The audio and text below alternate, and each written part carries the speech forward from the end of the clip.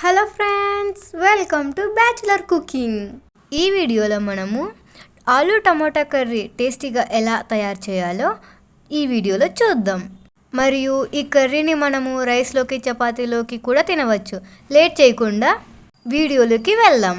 ముందుగా మనం కట్ చేసుకున్న వంటివి టమోటాస్, ఆనియన్స్ మరియు పొటాటోస్ని వాటిని పక్కన పెట్టుకోవాలి. ఇప్పుడు బౌల్ తీసుకొని మనకి తగినంత ఆయిల్ వేసుకోవాలి.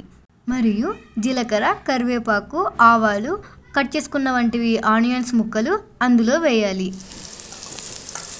సన్న మంట పైన అవి ఎర్రగా కాగేంత వరకు మనం వాటిని వేగించాలి. తరువాత టమోటా ముక్కలు వేసి వేగించాలి. తరువాత 2 టేబుల్ స్పూన్ పసుపు మరియు అల్లం వెల్లుల్లి పేస్ట్ వేయాలి. కాసేపటికి తగినంత కారం వేసుకోవాలి. తరువాత పొటాటో ముక్కలు వేసుకొని వాటిని అలా కలపాలి. తరువాత ఒక గ్లాస్ వాటర్ వేసుకోవాలి. లాస్ట్గా మనము తగినంత సాల్ట్ వేసుకోవాలి. 5 నిమిషాల పాటు మీడియం ఫ్లేమ్లో ఉడకనివ్వాలి. ఎంతో రుచికరమైన ఆలు టమాటా కర్రీ రెడీ అయ్యినది.